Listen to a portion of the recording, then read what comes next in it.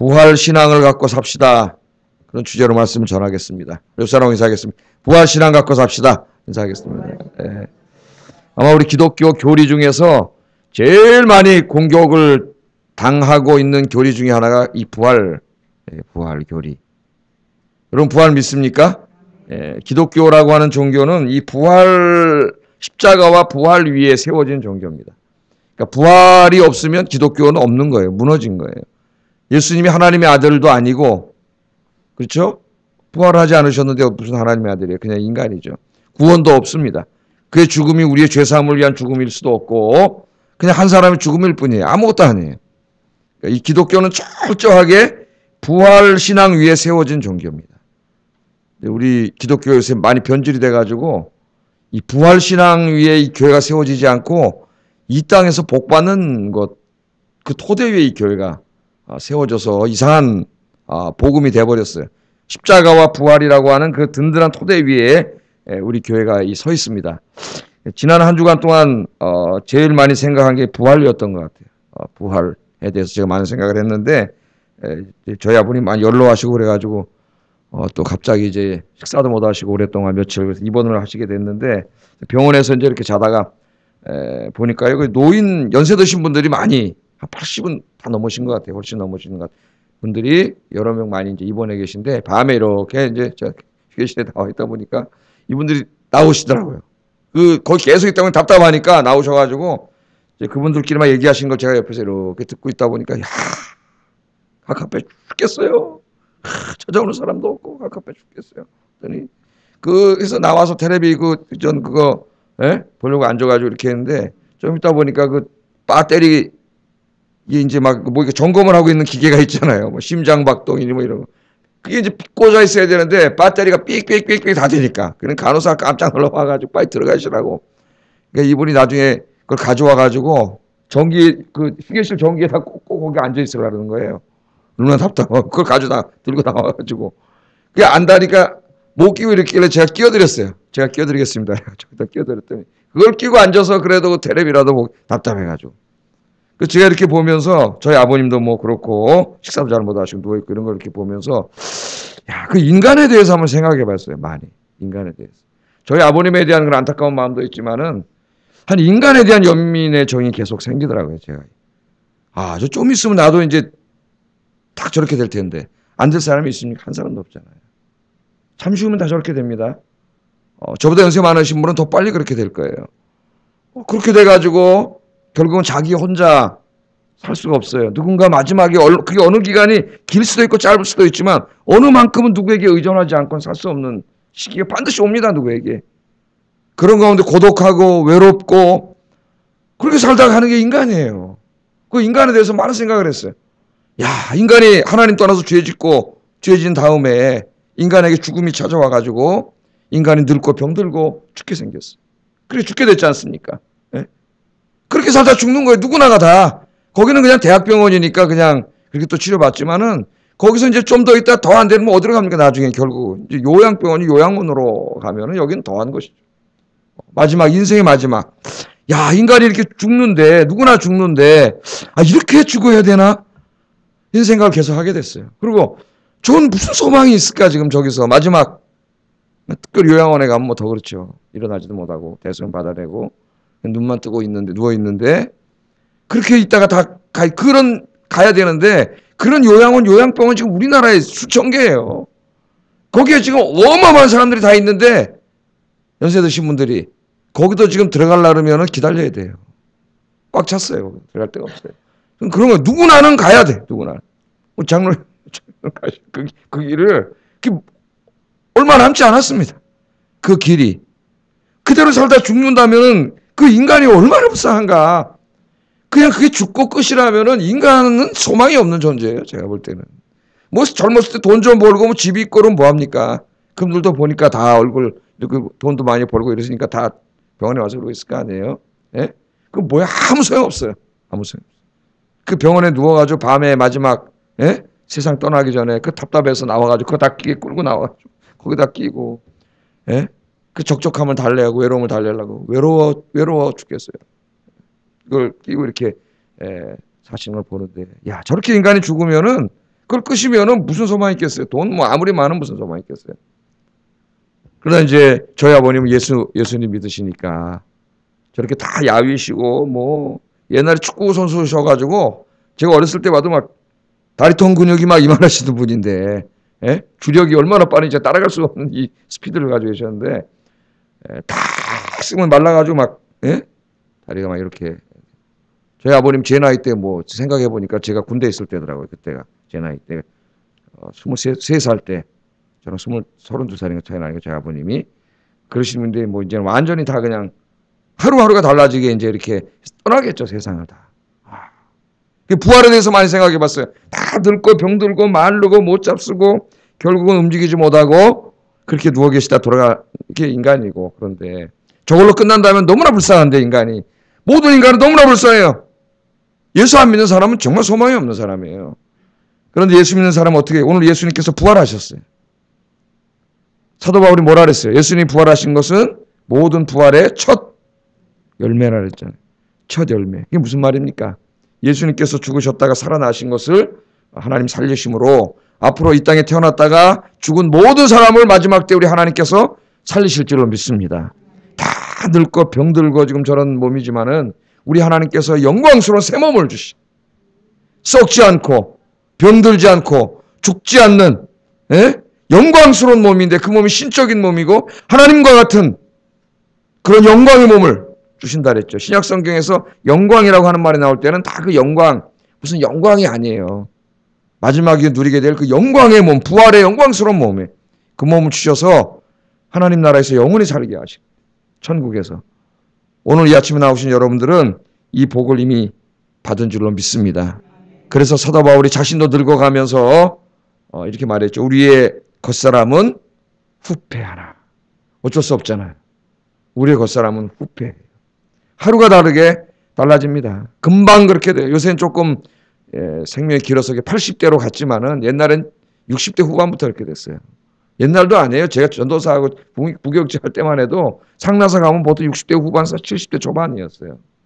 지금은 다 80이 대부분 이제 상남 가지만 수명이 이제 잠깐 길어지지만 결국은 잠시 잠깐은 그 위치에 누구나 가는데 여러분은 얼마나 행복합니까? 그래도 그걸로 끝난다면 얼마나 절망이겠어요, 그분들이.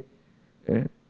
그렇게 이 세상을 떠나며 하나님께서 그 영혼을 받아주시고 천국에서 안식하고 있다가 우리 주님 재림하시는 날 주님이 새 몸을 주셔서 주님과 함께 하나님 나라에서 영원히 살게 할 줄로 믿습니다. 우리의 겉사람은 후패하나 우리의 속사람은 날로 새롭도다. 아멘. 그 말씀을 많이 묵상했어요. 병원에서 제가 이렇게 있으면서 이 말씀을 많이 묵상했어요. 우리의 겉사람은 후패할 수밖에 없어. 다 늙고 병들고 결국은 이 마르던 분이 계속 있잖아요. 요만해. 나중에 이제 돌아가시고 염할 때 보면은 정말 이렇게 해서 그것도 꼭꼭 묶여가지고 이렇게 다 묶지 않습니까? 이렇게 해서 결국은 들어갔다가 화구에 들어갔다면 요만큼밖에 안 남. 한 줌의 재요. 제가 부모님 세 분을 보내드렸는데 장인어른, 장모님, 저희 어머님 세 분을 보내드렸는데 그 요만한 그릇에 하나 남. 인간의 참 인생이 무상하죠. 야 정말 이거 내가 예수 안 믿었으면 인생이 얼마나 무상할까? 뭐 지금부터 우울증 걸렸을 것 같아요. 지금부터 우울증 걸렸을 것 같아요. 그러나 그렇게 죽지만 하나님께서 이제는 병들지 않고 썩지 않은 새 몸을 주시. 여러분 몸이 너무 늙는다고 서운해하지 마세요. 주님이 새 몸을 주실 줄로 믿습니다. 우리의 겉사람은 후패하나 부활의 소망을 가졌기에 여러분의 속사람은 날로 새롭게 되는 독수리가 날개치며 하늘로 올라가는 것처럼 날로 새롭게 되시는 여러분 되기를 주의 이름으로 축복합니다. 이 소망을 갖고 사세요. 이 땅에 아무 소망이 없다는 걸 알았습니다. 제가 다시 한번 깊이 묵상했어요.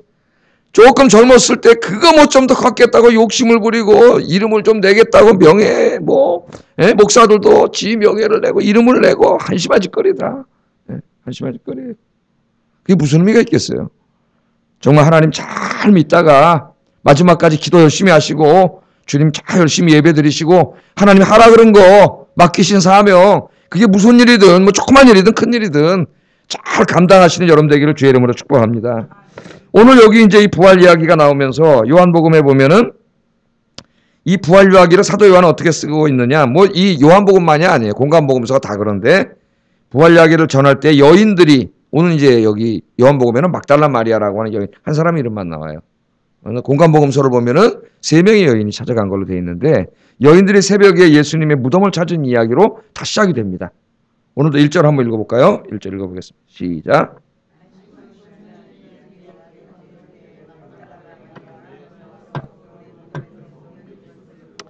예, 안식 후 첫날 일찍이 아직 어두울 때, 그러니까 안식 후, 이 유대인들은 시간이 이제 우리랑 달라요. 우리는 아침 6시에 시작하는 그 사람들은 저녁 6시에 시작합니다.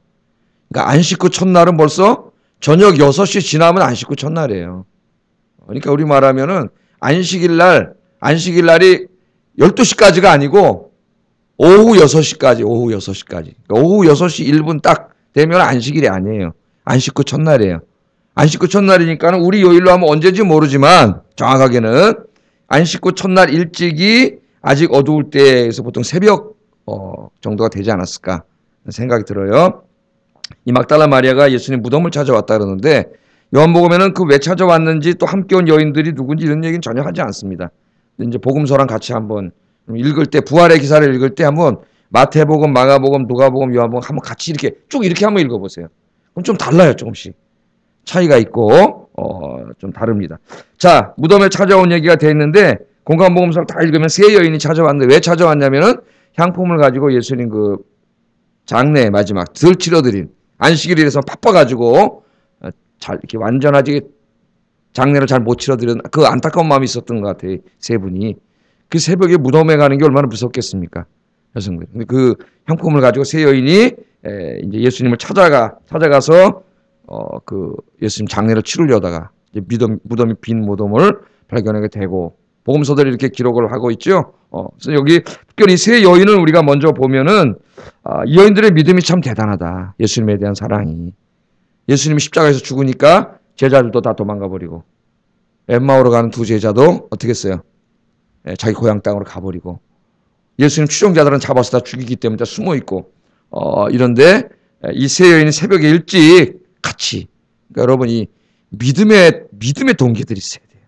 같이 셋이 모여서 기도하러 가고, 전도하러 가고, 그죠? 예배 드리러 가고, 이렇게 좀 여러분 이렇게 만나는 사람들이 이제 믿음의 사람들이 됐어요. 믿음의 사람들. 서로 같이 기도하자. 그래 가서 기도원에 가서 기도도 하든지, 교회 와서 기도도 하든지, 예? 전도하고, 봉사하고, 주의 일하고, 다른 거 하지 말고 이런 일에 힘쓰세요. 이런 일에. 예. 오늘 이 세연이 끝까지 충성을 다하는 모습을 우리가 보게 됩니다. 끝까지 주님을 사랑하는 이 아름다운 마음. 그래서 복음서에는 이 3 여인의 아름다운 이야기를 다 기록하게 하셨어요. 하나님. 그래서 후세 사람들이 다 읽게 하셨습니다. 왜? 그렇게 신앙생활 하라고요. 여러분 주님을 사랑하되 끝까지 사랑하시는 여러분 되기를 주의 이름으로 축복합니다. 자, 그러나 사도 요한은 한 여인에게만 집중하고 있습니다. 막달라 마리아. 우리 같이 읽었지만 지금 막달라 마리아가 무덤에 제일 먼저 갔고, 갔다가 어떻게 됐어요? 무덤 문이 열린 걸 보고, 시신이 없는 걸 보고 제자들에게 달려 들어와 가지고 예수님은 시신이 없어졌습니다. 그랬더니 베드로와 요한이 뛰어갔다 그랬죠. 뛰어갔어요. 요한이 먼저 뛰어갔는데 요한은 들어가 보진 않았다 그랬어요. 무덤 안으로. 베드로가 뒤에 쫓아와가지고 무덤 안으로 들어가 봤더니 정말 예수님의 시체가 없어요. 그래서 그들은 어떻게 했어요? 그냥 걱정도 안 하고 참 미안하죠. 그냥 가버렸어요. 자, 오늘 말씀 보세요. 그죠? 8절, 9절, 10절 한번 읽어보겠습니다. 시작.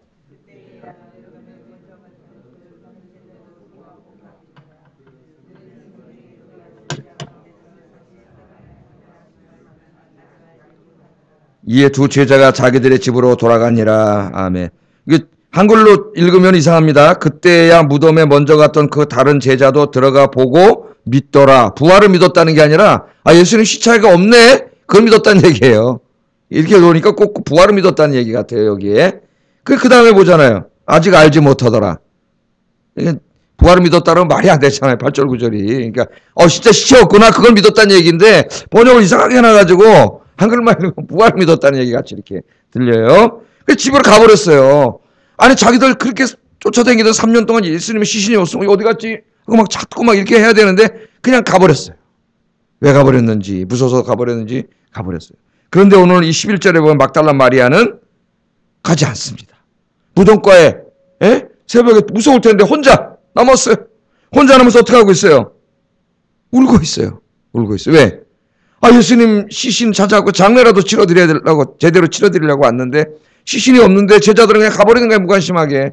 그런데 마리아는 울고 있어요. 너무나 안타까워가지고 아직 부활하신 주님을 만나지 못했기 때문에 부활을 알지 못하지만 주님을 그 사랑하는 마음에 울고 있어요. 울고 있어요. 그 울다가 자기도 아내를 들여다봤더니 누가 있어요? 두 천사가. 예수님 머리 쪽에 한 사람, 발 쪽에 있던 발이 있던 곳에 한 사람, 두 천사가 있고 그 뒤를 돌아봤더니 누가 있어요? 예수님이 계시는데 못 알아봤다 그랬어요. 맨 처음에 동산지기인지 알았다 그랬어요. 울면서 당신이 여기 있는 시체를 치웠냐고 내 선생님의. 그 시체를 나에게 돌려주면 내가 가져가겠다. 자기 장사를 지내려고. 그랬더니 예수님께서 그때 이 마리아를 부르셨어요. 마리아가 알아들을 수 있는 음성으로 부르셔서 오늘 이 막달라 마리아가 누구를 만납니까? 부활하신 예수님을 만납니다. 근데 여기 보면은 이 부활하신 예수님을 제일 먼저 만난 부활의 인류의 최초의 증인이 된 사람이 누구예요, 그러면? 막달라 마리아예요. 여성이에요, 여성. 이걸 보세요. 자유주의 신학자들이 예수님 부활하지도 않았는데 제자들이 막 부활했다 꾸며대가지고 이 성경을 썼다고 이게 지금 이런 얘기를 하고 지금도 책이 막 나오고 있어요. 이런 얘기들이. 유대인들은요, 증인을 세울 때 절대 여자로 세우지 않습니다. 여자가 증인이 되면은 믿지 않아요, 아무도. 그런데 복음서를 보면은 부활의 첫 증인은 다 여자예요. 이걸 누구보다 더 잘 알고 있는 제자들이. 그 사람들이 정말 거짓말하고 속여가지고 종교를 하나 만들어서 사람 끌어모으려고 했다면은 절대로 여자를 증인으로 세우지 않아요. 누가 봤다 그럴까요, 맨 처음에? 12명의 제자들이 제일 먼저 봤다고 썼을 거예요, 여기. 그래야 사람들이 믿으니까. 그런데 그냥 여성이에요. 사도 요한은 더더군다나 막달라 마리아 한 여성. 그건 뭐예요?